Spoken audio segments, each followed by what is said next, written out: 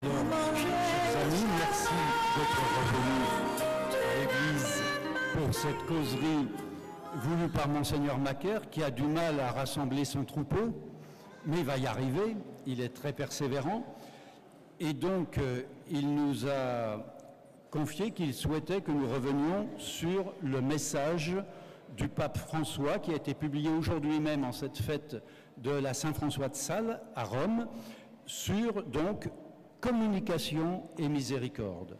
L'occasion de cette année jubilaire de la miséricorde nous permet de revisiter tous les grands champs de l'activité pastorale de l'Église, mais aussi de la société.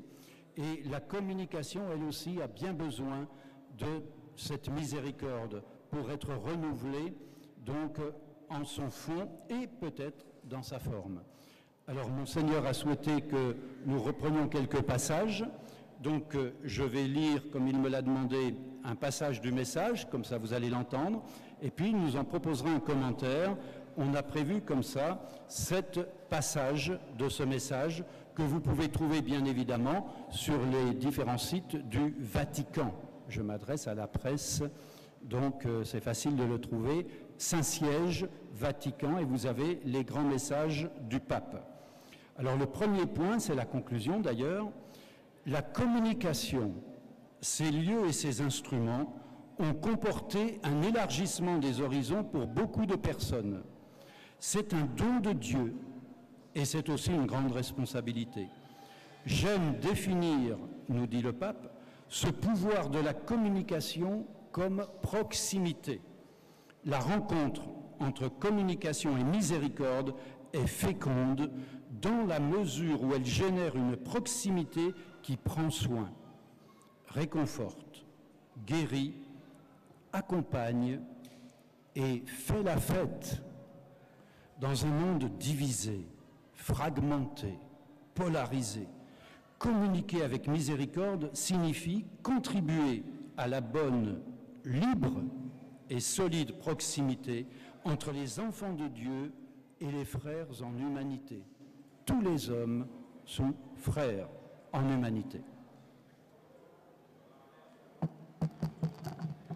Alors, ce qui est le plus important dans ce que nous allons partager rapidement, parce que les communicants aiment nourrir les autres, mais ils aiment se nourrir aussi. J'ai dû aller chercher tout le monde en train de manger. Moi qui suis un ascète. Ce qui est le plus important, c'est évidemment ce message du pape que je vais essayer de vous comment dirais-je, digérer, hein, parce qu'il peut se mâcher. Et ce message du pape donc finit par la phrase que je viens de faire lire par Michel, qui signifie finalement que la communication a ce pouvoir de donner un bon esprit et un mauvais esprit. Il y a un bon esprit et un mauvais esprit. Les inconnus disaient qu'il y a des bons chasseurs et des mauvais chasseurs. Bon. Mais ce n'est pas exactement la même chose. Le bon esprit veut le bien, cherche le bien. Par contre, il est curieux. Et les hommes et les femmes de communication que j'ai rencontrés dans ma vie sont des personnes qui sont extrêmement curieuses, comme des enfants. Mais il y a une curiosité donc saine, le fait de vouloir savoir, même ce que les autres ne voulaient pas trop dire, pourquoi pas, c'est légitime. Et l'homme d'église que je suis, parfois l'église ne se méfie pas de la communication, mais elle va forcément à un moment donné, elle ne va pas tout communiquer, elle ne va pas tout se déshabiller entièrement, mais c'est légitime de la part de ceux qui communiquent de vouloir communiquer, mais il y a quand même une limite, qui est celle du mauvais esprit, pour vouloir faire le mal. J'ai eu l'occasion d'aborder cette question dernièrement dans une conférence sur le campus de Selcher. La limite de cette liberté d'expression, c'est ce mauvais esprit de vouloir faire mal ou de vouloir faire le mal. Et ça, c'est valable pour tous les médias, pour tous les communicants, pour tous ceux qui parlent, même ceux qui parlent dans une alcôve, avec quelqu'un, voilà, bien dans une communication très limitée. Là aussi, il y a une limite de l'âme humaine qui, si elle veut communiquer, dire, faire du mal, elle peut faire du mal. Il y a un pouvoir divin Dieu dit et il fait, mais nous aussi, on peut, en disant, nous faisons. En disant le bien, nous faisons du bien. S'il est vrai, évidemment. On peut dire du bien en faisant le mal, parce que ce bien, en fait, est faux. Voilà. Si je dis de quelqu'un qui est formidable, extraordinaire, alors que c'est un mensonge, évidemment, je fais le mal. Mais dire le vrai et le bien fait le bien. Mais dire le mal fait mal. Et fait le mal. Donc c'est un peu ce que veut dire le pape en disant que finalement, il y a un pouvoir exorciste de la communication. Il y a un pouvoir exorciste qui consiste à enlever les mauvais esprits, on y reviendra tout à l'heure, à donner un bon esprit, et puis il y a un pouvoir aussi, j'ai envie de dire, il y a un côté séancier de la communication qui peut aussi donner un mauvais esprit. On écoute un autre extrait sur la technologie. Alors justement, la nouvelle technologie est souvent accusée de couper la vraie communication. Pour le pape, c'est nous qui la coupons. Les emails, SMS, réseaux sociaux, chats peuvent eux aussi être des formes de communication pleinement humaines. Ce n'est pas la technologie qui décide si la communication est authentique ou non. C'est le cœur de l'homme et sa capacité de bien user des moyens mis à sa disposition. Les réseaux sociaux sont capables de favoriser les relations et de promouvoir le bien de la société, mais ils peuvent aussi conduire plus tard à des polarisations et des divisions entre les personnes et les groupes. Donc ce n'est pas un scoop, ce qu'on vient d'entendre, on le sait très bien, on le vit au jour le jour. Simplement, j'aimerais avec vous observer la dimension positive, parce qu'on a tendance parfois à dire ah oui, les réseaux sociaux, etc. La dimension positive, encore une fois, c'est cette capacité, ce pouvoir. Un peu plus loin dans le texte, le pape dit une véritable citoyenneté se construit en réseau. Qu'est-ce qui fait l'être humain? D'ailleurs, c'est une question même qui se pose du point de vue éthique. Un être humain, c'est quelqu'un qui communique. Alors ce n'est pas que ça, parce que si on dit qu'il n'y a que ça, ça va très loin, puisque vous savez que certains utilisent cet argument, par exemple, pour pratiquer l'euthanasie. Lorsqu'un être n'est plus capable de communiquer, ou de certaines formes d'avortement, même après la naissance, dans certains pays, on va dire qu'un enfant qui ne peut pas communiquer ne peut pas exister, puisqu'il n'est pas un être humain, parce qu'un être humain, ça communique. Donc on ne définit pas l'être humain qu'à partir de la communication, sa capacité à communiquer et à recevoir, mais c'est essentiel quand même à sa personne, comme la vue, l'ouïe, comme les sens, comme le fait d'aimer, comme le fait d'être nourri, la communication est intrinsèque. Bon, ce n'est pas non plus un scoop, mais c'est une façon de regarder l'homme et surtout de placer l'œuvre de communication au centre même de l'œuvre de Dieu. C'est un peu l'idée de mon homélie de tout à l'heure. De placer cette œuvre comme une œuvre royale. Vous savez, on est prêtres, prophètes et rois. Alors on pense plutôt à prophète. Le communicant, c'est celui qui prophète. J'ai parlé des prophètes dans l'homélie. Les prophètes sont des communicants. Mais c'est aussi une œuvre royale parce que parler fabrique. Parler crée quelque chose. Entre dans l'œuvre de la création. Et donc, la capacité que nous avons extraordinaire, inégalée, à être en réseau aujourd'hui, comme me faisait remarquer un réalisateur d'émissions télé, il me dit, mais vous savez, aujourd'hui, avec un iPhone, un smartphone, on a une qualité de photo et parfois de son, mais surtout de photo, équivalente à nos caméras les plus perfectionnées. Donc, n'importe qui aujourd'hui peut. Je vois la rapidité avec laquelle on peut faire. Bien sûr, c'est un petit film que l'on passe et qui peut être vu par miracle par 500 personnes ou par 5000 ou par 5 millions. Vous voyez la capacité rapide que nous avons, ce qui pose une grosse question à l'Église d'ailleurs. Dans l'Église, la communication est très importante, mais elle a toujours été, comment dirais-je, non pas surveillée, mais contrôlée. Parce que c'est une famille, on ne peut pas laisser dire n'importe qui par n'importe quoi. Mais maintenant, ce n'est plus possible. On ne peut pas contrôler. Avant, quand on écrit un livre, un religieux, quelqu'un de l'Église écrit un livre, il a besoin que ce livre soit relu par un frère, par un théologien, par quelqu'un qui va dire oui, au nom de l'évêque, oui, on peut imprimer ce livre. Aujourd'hui, la même personne écrit un article sur Facebook, dans la minute qui suit, c'est lu par 5000 personnes et ce n'est pas contrôlé. Donc ça pose un vrai problème qui peut être terrifiant et qui en même temps est exaltant. Cette exaltation, et on sent bien que c'est dans le cœur du pape François, qui est exalté par cette capacité de réseau que l'humanité a soudain. On sait qu'elle est utilisée pour le mal, mais c'est pas parce que l'outil, c'est pas un scoop non plus, l'outil est mauvais. Au contraire, c'est parce que les fils de lumière, les fils et filles de lumière, ceux qui servent la vérité, eh bien ne l'utilisent pas assez. Ne mettent pas en œuvre assez cette capacité qui, si elle existe, est donnée par Dieu. Ce qui nous manque le plus souvent, le pape le souligne. Il est fondamental d'écouter. Communiquer signifie partager. Et le partage exige l'écoute, l'accueil. Écouter est beaucoup plus qu'entendre. Entendre concerne le domaine de l'information. Écouter, en revanche, renvoie à celui de la communication et exige la proximité. L'écoute nous permet d'avoir l'attitude juste en sortant de la condition tranquille de spectateur, d'auditeur, de consommateur. Écouter signifie être capable de partager des questions et des doutes, de faire un chemin côte à côte, de s'affranchir de toute présomption de toute puissance et de mettre humblement ses capacités et ses dons au service du bien commun. Nous écoutons les cloches. Voilà une communication depuis plusieurs centaines d'années, la cloche, qui rappelle.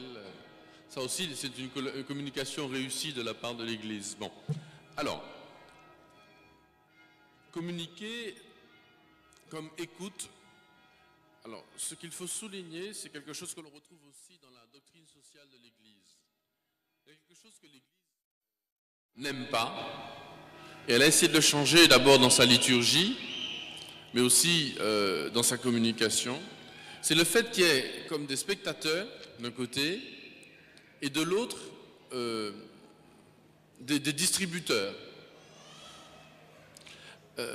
Des spectateurs finalement inertes, passifs. Dans le cadre de la communication avec Dieu, reprenons le paradigme de la communication entre l'homme et Dieu, celui de l'homélie de tout à l'heure.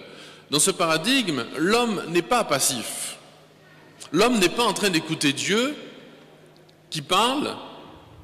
Dieu rentre en dialogue, c'est-à-dire nous sommes, c'est très important théologiquement ce que l'on dit, nous sommes les fils et filles d'un Dieu qui rentre en dialogue, qui n'envoie pas une sorte de fax.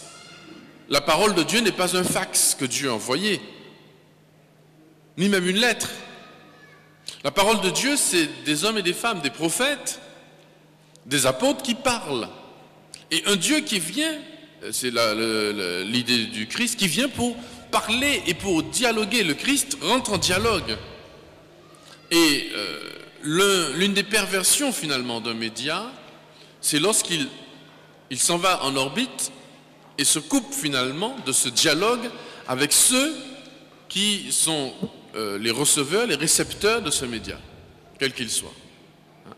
C'est là une véritable perversion parce que c'est une démission, c'est une déshumanisation de celui qui écoute, ou justement qui n'écoute pas, on lui transmet, il n'est pas impliqué. Et on voit bien que les meilleurs médias, finalement, les moments les plus forts de notre vie de communicants, c'est lorsqu'on a un retour, un dialogue, et Dieu lui-même se sent bien dans ce dialogue avec l'homme. La parole de Dieu, l'écriture si vous préférez, ce n'est que le rapport, la mise par écrit d'un dialogue entre Dieu et l'homme. Il y a tout, regardez dans les psaumes, il y a des cris de colère, il y a tout, il y a toute l'humanité qui ressort. Il n'y a pas qu'une parole qui vient comme ça du ciel et qui tombe, je veux dire, une loi qui tombe sur la tête des fidèles. Donc, je crois qu'il y a là un principe très fort. L'écoute est une participation qui humanise profondément le fait d'avoir cet acte d'intelligence, d'écouter. Et c'est pas une écoute comme un micro. Un micro n'écoute pas d'ailleurs. Il n'entend pas. Il enregistre, c'est tout. Il enregistre un son, il le transmet dans une sono, dans un enregistreur. Mais l'homme, son oreille n'est pas un micro, son oreille transmet à son intelligence, à son âme, une vérité, cette âme, c'est elle qui écoute. Hein, ce sont ses oreilles du cœur, comme dit saint Augustin, qui vont écouter un message qui est beaucoup plus profond, et on le reçoit selon ce que l'on est. Hein. Ce qui est reçu selon celui qui reçoit. J'entends une émission selon mon âme de ce jour, selon ce que je comprends, selon le langage que je connais. Si l'émission est en chinois, je ne la comprendrai pas, parce que je ne connais pas le chinois. Pourtant, on peut me dire de très belles choses. Eh bien, ainsi en est-il de tout acte de communication. C'est un acte d'amour vers celui qui écoute, mais c'est aussi un acte d'amour de celui qui reçoit. Hein, c'est ça le principe qui est derrière ce que le Saint-Père nous dit. Ça ne peut pas être trop long.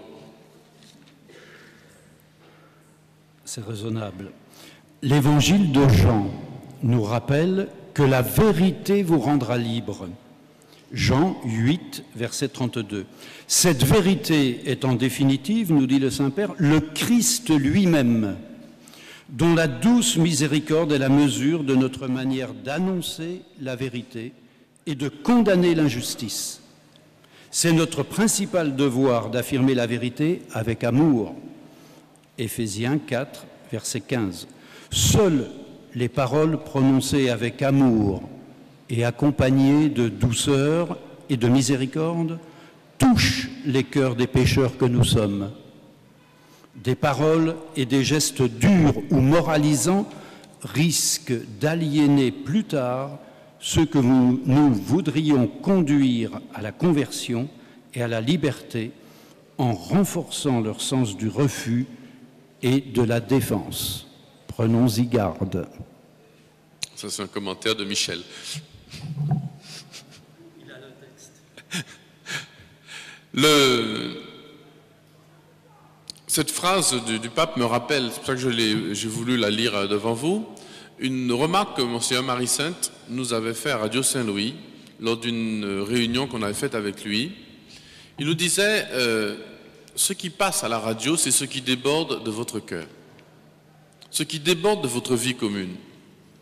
C'est pas un peu comme si, vous savez, vous prenez une guitare, mais vous enlevez la caisse de résonance. Maintenant, une guitare électrique, elle n'est pas branchée, pourquoi ça s'entend? Vous tirez sur les cordes, vous essayez, c'est moche, c'est laid, ça passe pas. Vous prenez une petite guitare avec une belle caisse de résonance, vous touchez à peine une corde et vous entendez un son qui résonne. Et je crois que la caisse de résonance de notre communication, c'est de là d'où nous parlons, de la communauté qui nous envoie, qui nous fait parler. Et c'est valable dans tous les médias. Hein. On sent bien dans un média même public, ou laïque si vous préférez, non confessionnel, lorsqu'il y a une bonne ambiance ou une mauvaise ambiance. Ça se transmet. Et les sourires n'y font rien. Ça se transmet aussi dans une église d'ailleurs. Hein, on peut faire la liturgie que l'on veut. Hein, si personne ne s'aime, ça se voit, ça se sent, ça s'entend. Hein. À Radio Saint-Louis, nos auditeurs qui sont proches de nous, ils savent tout de suite, hein, quand ils nous appellent, hein, on voit tout de suite, il y a un retour, voilà. Donc c'est ce qui déborde du cœur, alors non seulement du cœur communautaire, mais du cœur personnel, hein, de celui qui parle. Et il y a un danger, vous savez, le pape aime bien les maladies, il a dit aux cardinaux de la curie, les 15 maladies ou les 18, je ne sais plus, qui peuvent les menacer, et qui menacent bien d'autres personnes. Mais il y a des menaces sur ceux qui communiquent, notamment une certaine, peut-être pas arrogance, mais un certain orgueil.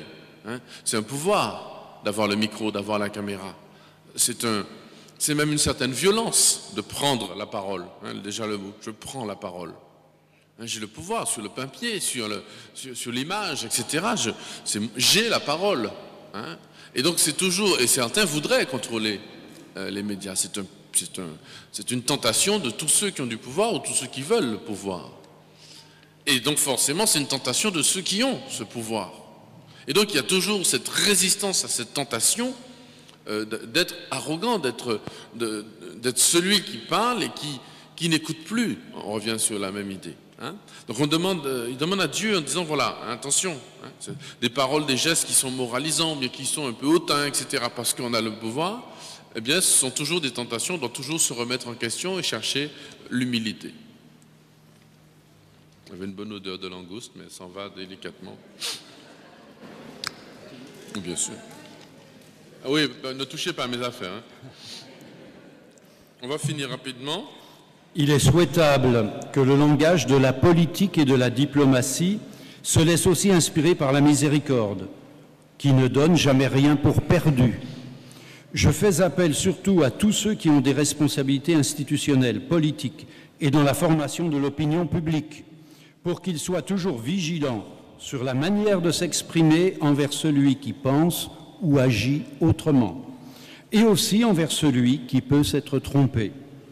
Il est facile de céder à la tentation d'exploiter de semblables situations et d'alimenter ainsi les flammes de la défiance, de la peur et de la haine. Il faut au contraire du courage pour orienter les personnes dans des processus de réconciliation. Et c'est justement cette audace positive et créative qui offre de vraies solutions à de vieux conflits et l'occasion de réaliser une paix durable. Bienheureux les miséricordieux, parce qu'ils obtiendront miséricorde. Bienheureux les artisans de paix, parce qu'ils seront appelés fils de Dieu. Matthieu 5, versets 7-9. Alors avant de conclure, ce passage est quasiment un petit copier-coller, un commentaire du décret conciliaire que je vous conseille de lire sur les communications sociales. En 1963, le Concile Vatican II, ça s'appelle Inter Mirifica. Et ça commence par ce mot, entre les choses merveilleuses. Parmi les choses merveilleuses qui existent sur Terre, il y a les médias. Voilà une affirmation, la première affirmation, Inter Mirifica. La première affirmation du Concile sur les communications sociales. Donc une chance, l'Église est exaltée. En même temps, dans ce décret sur les communications, il nous est rappelé la responsabilité. Alors, à la fois, responsabilité, ça fait un peu frémir, bon, on prend un truc sur le dos, et puis finalement, ce que le pape nous dit, c'est que c'est une bonne nouvelle parmi vous pour ceux qui sont de grands pécheurs, enfin, parmi nous, pour ceux qui sont de grands pécheurs, qui ont des vies qui sont peut-être pas conformes à je ne sais pas quoi. Je vous rappelle que un seul acte de charité, dit l'Écriture, conduit et couvre une multitude de péchés. Couvre une multitude de péchés. Bien sûr, nous sommes appelés à avoir toujours une vie de plus en plus parfaite, etc. Mais la perfection de notre vie, c'est de poser des actes de charité. Or, travailler, être un communicant, est un acte de charité extraordinaire. Heureux les artisans de paix. Si le communicant, et la plupart d'entre ceux que j'ai rencontrés le sont des personnes qui cherchent la paix, veulent construire la paix, appuyer sur un bouton dans une radio, prendre son stylo, son ordinateur pour taper un texte, prendre une décision pour organiser un média. Si c'est pour être un artisan de paix, eh bien cela couvre une multitude de nos péchés. On est dans un jubilé, dans l'année de la miséricorde, je ne peux pas ne pas vous rappeler cette dimension que pour nous qui communiquons, faire œuvre de communication, c'est une façon pour nous, entre guillemets, de gagner le ciel. C'est-à-dire d'être profondément pardonné de nos péchés. C'est une grâce immense. Peut-être que le boulanger, en faisant son pain, lui aussi gagne son ciel. Il n'y a pas de doute. Mais nous, on a cette phrase, heureux les artisans de paix. Les artisans de paix. Je le rappelais tout à l'heure dans l'homélie, mais c'est vrai, même une émission sur comment faire le fricassé de l'ambi, ça ne fait pas de mal. Enfin, en l'occurrence, comment rôtir les langoustes, ça ne fait pas de mal. Eh bien, on est artisans de paix. Et je le dis sérieusement en plus. Je le dis très sérieusement. On va conclure en lisant juste le premier paragraphe. L'année sainte. L'année sainte de la miséricorde, chers frères et sœurs, nous dit le pape, nous invite à réfléchir sur ce rapport entre communication et miséricorde. En effet, l'Église unie au Christ, incarnation vivante de Dieu miséricordieux, est appelée à vivre la miséricorde comme un trait distinctif de tout son être et de tout son agir. Ce que nous disons et la manière dont nous le disons, chaque parole et chaque geste devraient pouvoir exprimer la compassion, la tendresse et le pardon de Dieu pour tous. L'amour, par nature, est communication. Il conduit à s'ouvrir et non pas à s'isoler. Et si notre cœur et nos gestes sont animés par la charité, par l'amour divin, notre communication sera porteuse de la force de Dieu. Dans la définition de l'amour, on va dire que l'amour est extatique, il pousse à sortir de soi. Dieu est Dieu, il est amour, un Père, Fils et Saint-Esprit. Et pourtant, à un moment donné, ce bien, cet amour va sortir. Ça s'appelle la création.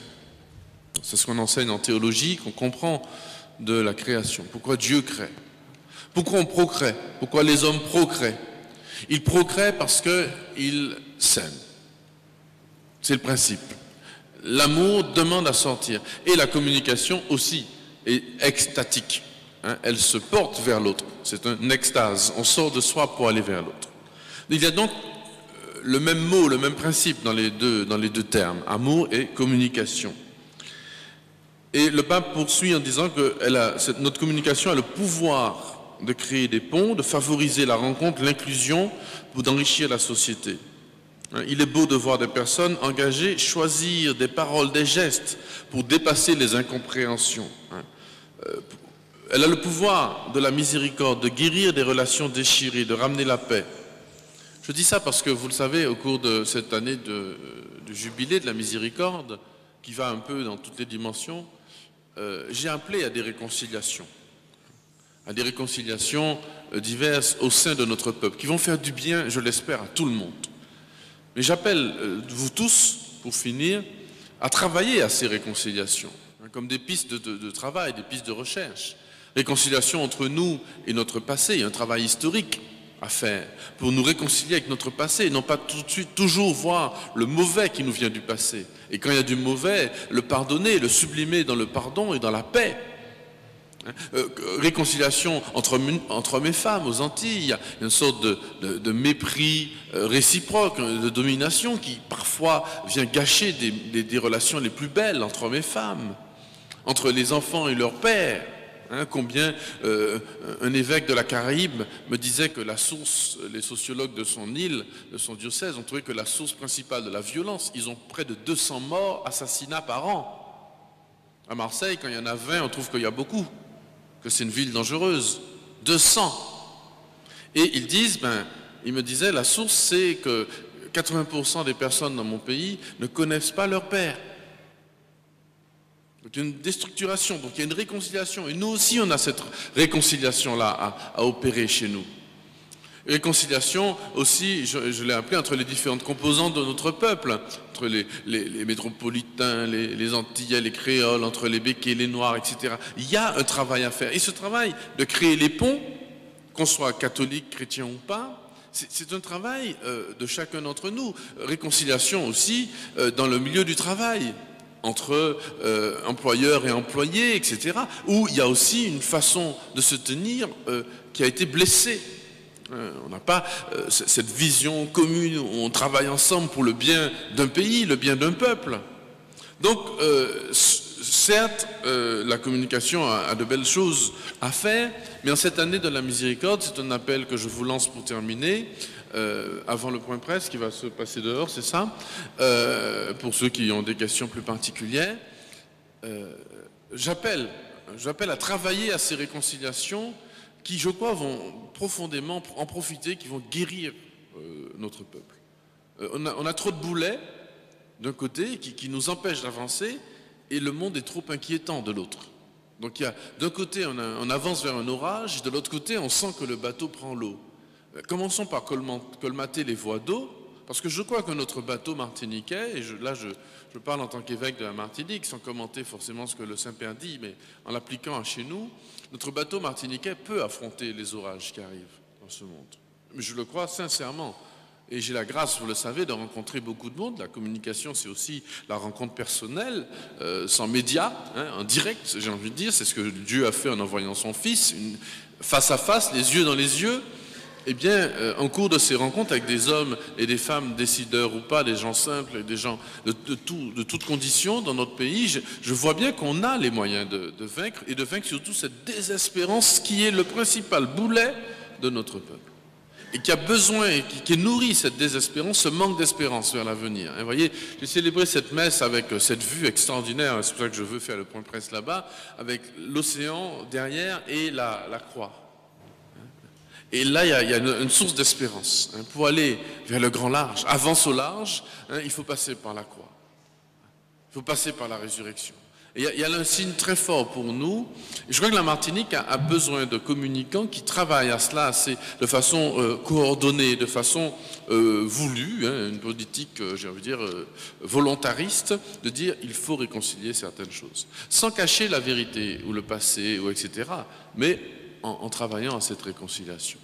Voilà, je voudrais vous redire ma bénédiction et vos remerciements depuis 9 mois maintenant, c'est presque une gestation épiscopale. Ça y est, je sors dans la lumière. Enfin, voilà. Et je crois que c'est un petit peu beaucoup grâce à vous, à chacun d'entre vous. C'est pas Macaire qui est important, vous le savez. C'est le message de l'Évangile qui est important à faire passer. Pour les chrétiens comme pour les non-chrétiens, c'est un message qui doit passer. L'homme, c'est un droit de l'homme de connaître l'Évangile, c'est un droit de l'homme de connaître le Christ. Il en fait ce qu'il veut, un peu, beaucoup, passionnément à la folie ou pas du tout, mais le Christ est donné. Donc je vous remercie de ce merveilleux travail que vous faites. Soyez bénis. Merci, Monseigneur.